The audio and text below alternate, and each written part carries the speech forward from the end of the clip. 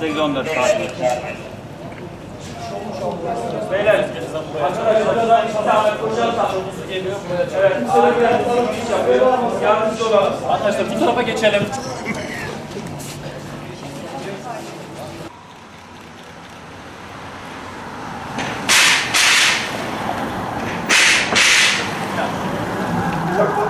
Sakin ol, sakin ol.